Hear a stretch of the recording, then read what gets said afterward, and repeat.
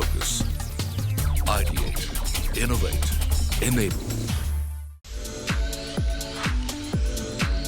Intel Xeon and Moneycontrol present Envisioning the Future with AI, security and cloud united. Hello and welcome to Intel, Xeon and Moneycontrol present Envisioning the Future with AI, security and cloud united. I am Reema Tendulkar. In our fast-paced digital era, we find ourselves at a crossroads of transformative potential.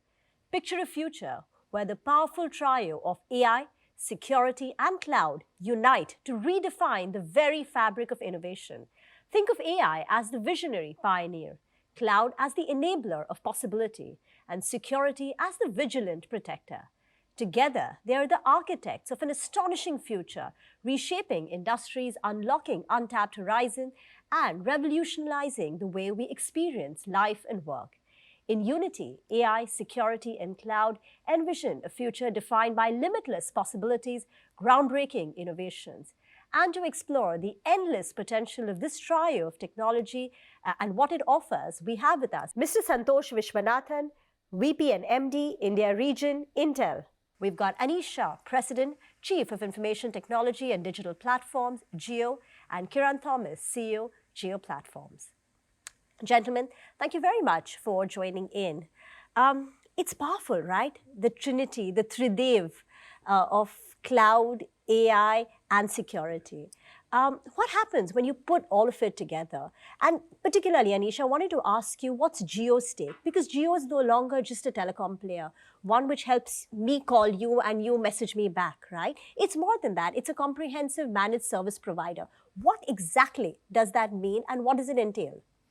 First of all, thank you very much for inviting us. And what a pertinent opening question of what Jio does, because most of the time people think that we do only telecom, but I think now people have started realizing that it is much more than telecom. And I think right question about what is comprehensive managed service. Again, there are many misnomers about managed service. People think it is more of an IT service or think about providing manpower service, but it is not. Specifically in context of connectivity, in context of cloud, in context of security, the three important elements which you just mentioned, I think comprehensive managed services is trying to get all this together and creating end-to-end services which are then very relevant to specific domains, specific businesses. It could be any business, it could be in different sectors, it could be in retail, it could be in education, it could be in agriculture, it could be in health.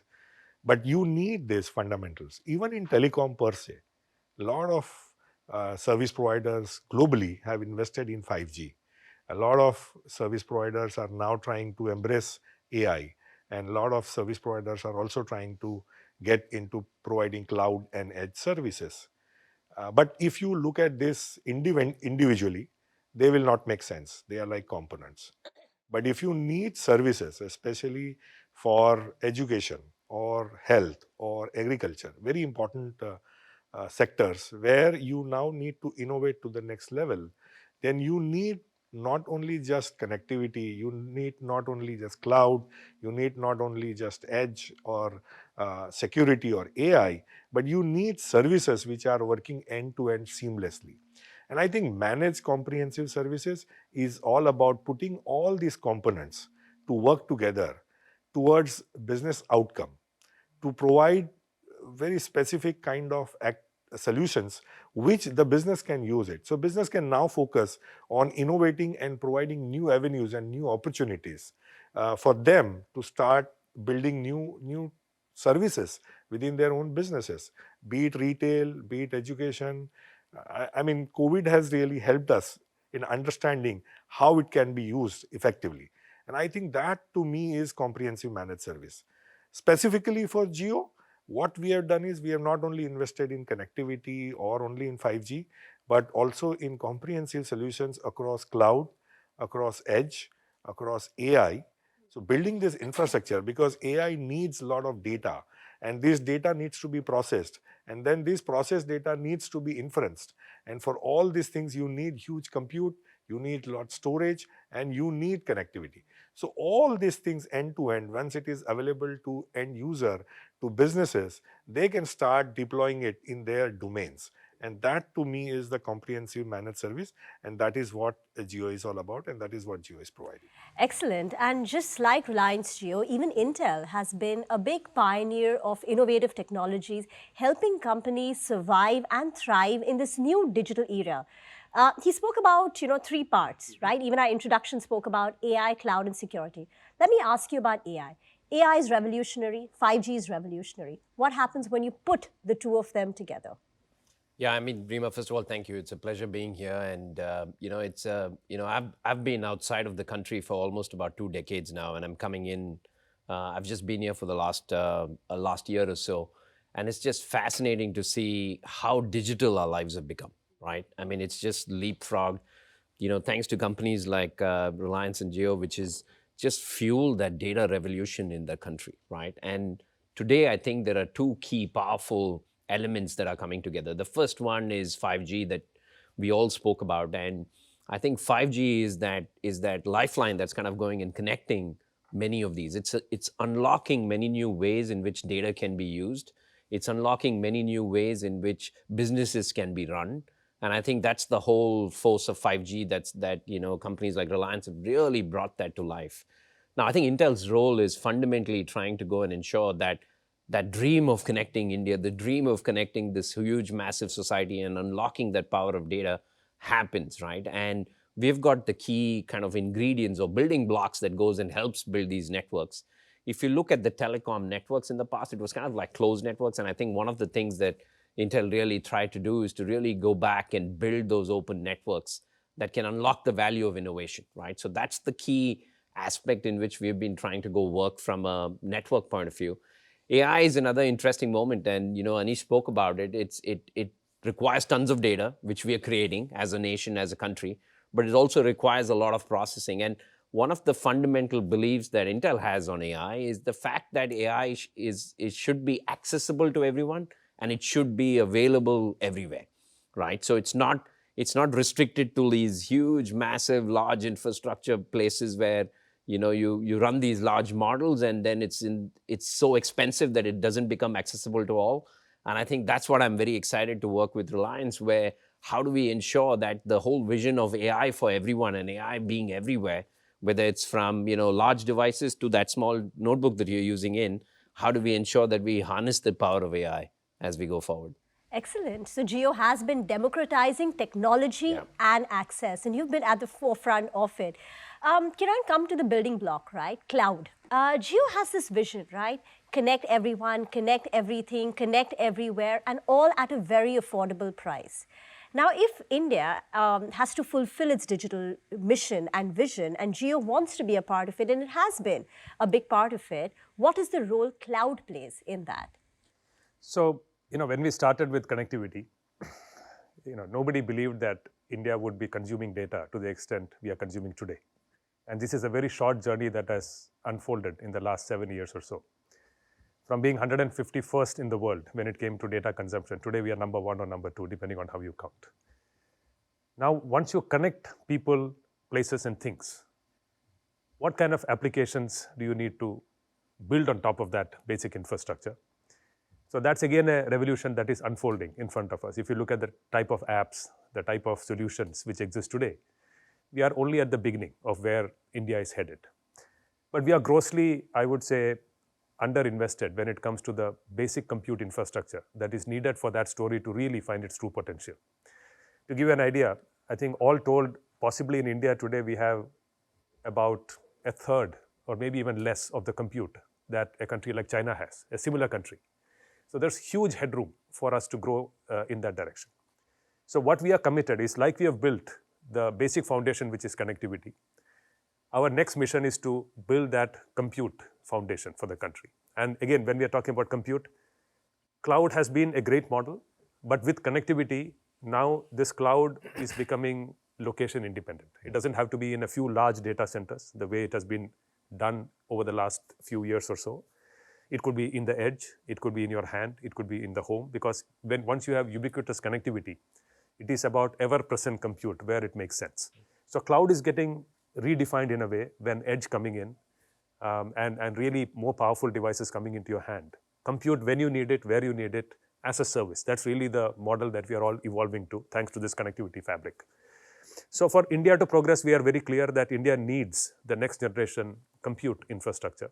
Like we build the connectivity infrastructure, our philosophy is that we have a big role to play to create that next generation infrastructure that is needed for billions and billions of applications to emerge going forward. It's a crucial element of... So do you want to talk about Jio's plans to scale up its cloud infrastructure? Yeah, so we ourselves are a huge user of cloud as a telco. And again... And the allied businesses. Exactly. And we are not just a telco. We are also building, like Anish said, a large number of industry solutions. We are fortunate that within the Reliance Group, we have very powerful businesses in our own right. We have a large retail play. We have manufacturing, now emerging into media, financial services. So all of those businesses require compute and cloud capacity. So we ourselves are quite used to managing a large-scale cloud environment. Building on the managed services theme, what we are doing is expanding that capability set to other Indian enterprises and to the government and to the public sector.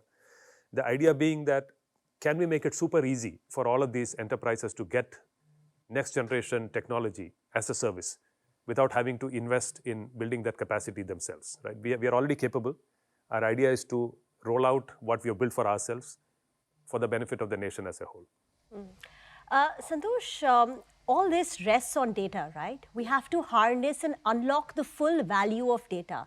Can you tell us how Intel is helping organizations maximize this data while keeping it safe and secure?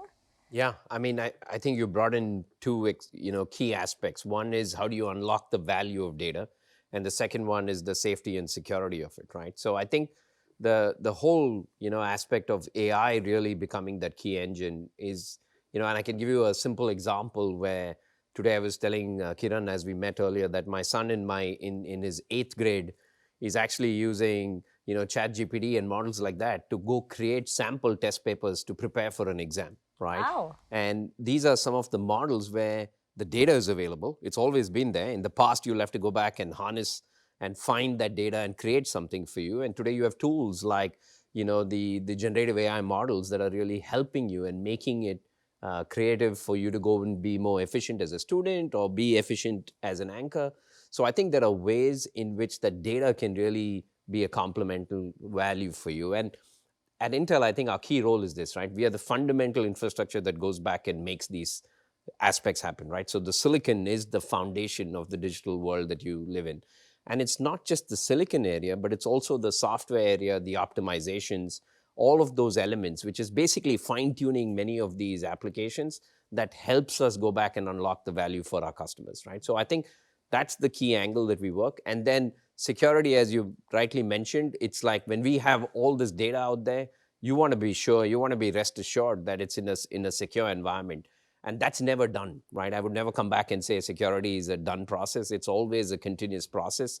And with every generation, you start to get better tools and better ways in which we go back and navigate. And even aspects like confidential computing that Intel's part of, where you really look at different models where you go back and increase and strengthen the security aspects of your business. So there's tons to do, Rima, in those areas. And I think it's just the journey has just begun for us. Anish, Kiran, do you all want to add to the point about maximizing data while keeping it secure, meet the regulatory requirements? As data explodes, in terms of the kind of information which is available in the data, I think few years back, nobody had this kind of information in digital format. At the best, it was in physical format. And of course, when it was in physical format, it was secured physically. Now that you have this data digitized, and the more and more information is getting digitized, more and more things are getting converted into digital form, security has to be there. It has to be inbuilt. You cannot overlay security on top of it. So obviously, when you are thinking of creating such mammoth data, whether it was through a transformative AI, generative AI kind of capability, or whether you are just generating through digitization of services which are there for consumers, a lot of this data is now available. And in order to ensure that people are not misusing it or it is not represented differently, protection is very, very important. And I think security goes well as a part of the architecture. You can't overlay that on top of it. And that is why when you are fundamentally designing, and that is why when we built our network, our cloud infrastructure, our services on top of it to enable to business, we ensure that security is embedded. In fact, recently I was meeting some industry expert, and the question at that point in time was that when will be security be enough? And I think the answer to both of us eventually concluded is security is never enough. You have to continuously keep it secured. You cannot say that now that I have created a password, things are secured. You have to change your Change password. that password. Yeah? So security is never enough. You have to be embedding it. You have to make it available as if it is part of the infrastructure, and it should be fluently available as a part of the service. And that to me is, it goes without saying. So when you think of AI, when you think of cloud, when you think of connectivity, you have to think of security embedded into it. Okay, well said. I just want to use this as a segue to move on to another topic. That's private 5G networks. You know, Kiran, a couple of months back, I read an article that how Reliance Jio is in talks. It's an article.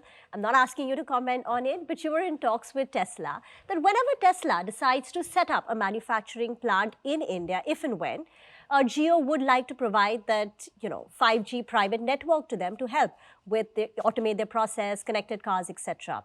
Can you talk about the kind of work Reliance Jio is doing to enable private 5G networks for organizations, the use cases? We are ready today. I think that's the answer. So the beauty of 5G in the true potential what it holds, and that's the reason why we call our 5G true 5G, because we have engineered it in such a way that the full capability set of the 5G technology, which allows you to create slices of the same physical network, but slice it in such a way that one slice cannot talk to the next slice. Right? That was not possible, I think, with previous technologies. For the first time, it is possible with 5G and beyond. So what that means is we have created a network which is pan-India. Let's say the government or defense or any one industry needs a slice of that. Again, pan-India, or maybe somewhere just in one location. But without having to recreate this network that we have created, can they rent a slice off of it just for their own private consumption in such a way that it's fully secured? No other traffic can ever interfere with that slice that we have created. Right? That capacity we have today in place. In fact, when we have launched our own air fiber solution, which is our home broadband solution, what we have essentially done is we have created two slices in our network, one for mobility users, one for home users. And now with other private participants coming in and asking for a slice, we are in a position to offer it to them today.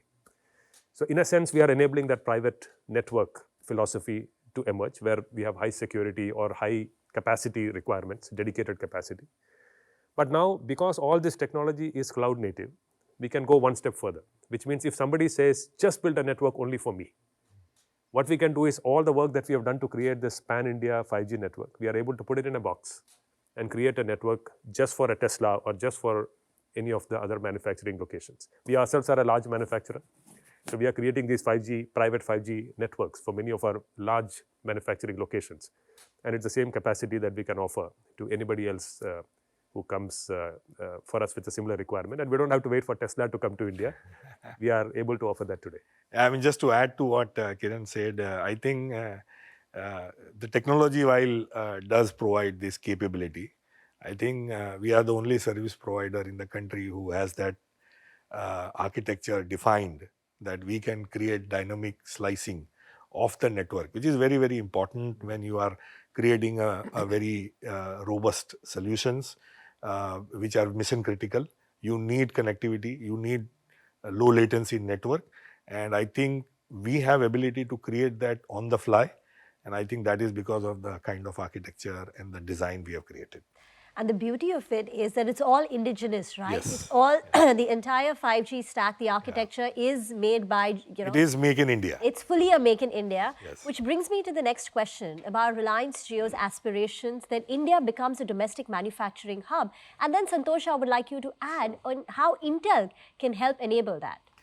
Yeah, I think again, you said it that the entire motion of make in India is not only in specific sector, it is across multiple sector. And why should we leave connectivity and telecom? So I think we have pioneered that theme of saying that let us do make in India, because I think for years, since the time we have been thinking about telecom, we have always been using services, technologies from outside. And for the first time, we said that with this motion of make in India, why not to build grounds up, everything in India. And that has really, of course, it has been driven by our chairman and the business objective of saying that let's build something for the nation, which will obviously need thinking end to end. And that is why, whether it is making devices, making 5G gears, making the software run the 5G, or whether it is even towers where we need to install all the equipments, everything end to end is being now manufactured, designed, developed within India with our team in Jio. Yeah, I mean, for me to add in that, I think one of the key angles of the pandemic was how important a globally diversified supply chain is, right? I mean, we all realized when crisis hit, we were all scrambling to go and ensure that supply chains are not disrupted. So I think for us to go and from an Intel point of view, when we had our CEO, Pat Gelsinger, come in, he was, I think, very clear that we have to go back and build a globally diversified supply chain, right? It's good for the world, it's good for humanity. And more importantly, I think it also helps us be resilient when times of crisis. So for us, I think, Make in India is a huge step forward. You've seen us play an active role. And there are three key areas that we try and support our customers in. The first one is supply chain, because many of these devices are complex and many of these products require, open infrastructure, really ensuring that we have the right supply chain that can go help build that. So I think that's the first step. The second step is, how do you engineer products? How do you ensure that customers here that are trying to make the products have the right tools, have the right technical support? And with 14,000 engineers that we have on site in Intel in India, I think it's a huge asset for customers to go leverage them to go back and start to design and build products. And the last one is, once you build and make those products, you got to find a go-to-market. And sometimes the go-to-market is not just the country, because today I think many of our products can also be used by the others, right? So I think it also creates avenues where Intel, being a global company, can really connect the dots, ensure that we bring in the right supply chain equations to help customers and partners scale. If I might just add a thought. I think we at Reliance, Jio is part of Reliance, and we at Reliance has always believed that what's good for the country is what Reliance should be contributing to. So three themes I will just add. We are seeing what's happening across the world in terms of geopolitics. So this whole notion of Atmanirbhar Bharat, that we are self-sufficient. We don't have linkages to other countries who may be hostile, who may not be as friendly going into the future. That's an important theme. And as a developing country, we are also super invested in creating jobs and local talent.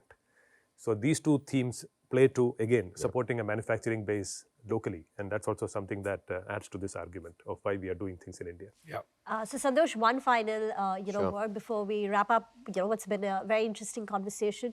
You spoke about how you've come back to India after almost 20 years. You've spent your last 2 decades in 5 or 6 countries. And when you came back to India about a year ago, you almost seemed amazed and positively surprised by the kind of progress and the road that we're on. You said Intel, the advantage of being at Intel is it connects the dots, right? You work with various ecosystems, the governments, you work with large organizations, small organizations, people.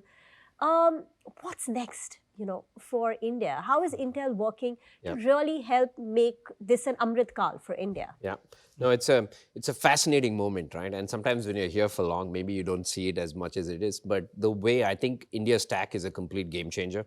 I don't think many places in the world have a structured roadmap like the India stack that's available to us, right? It solves the problem of identity, because you think about it, anybody who wants to do business, you got to have identity as a foundation. And we have got identity with biometrics as the foundation, right? And then you come back and do payments and transaction, which is again an open horizontal platform that really ensures that business can be done.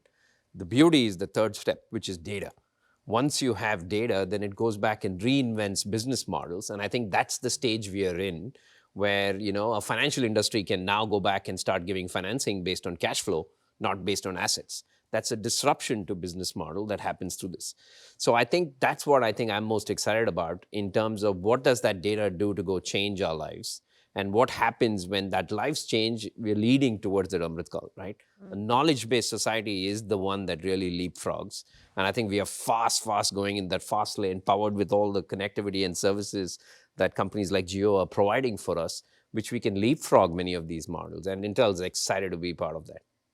And this has been an exciting conversation. Gentlemen, thank you very much for joining in. As we wrap up our exploration today, we take a look back on how AI security and cloud reshaped industries and the telecom sector. We were propelled into an era where boundaries between reality and innovation blurred, and where the canvas of possibilities expanded beyond the horizon. We will be back with more on Intel, Xeon, and Moneycontrol present Envisioning the Future with AI, Security, and Cloud United. Thank you for watching. Intel Xeon and Moneycontrol present Envisioning the Future with AI, Security, and Cloud United.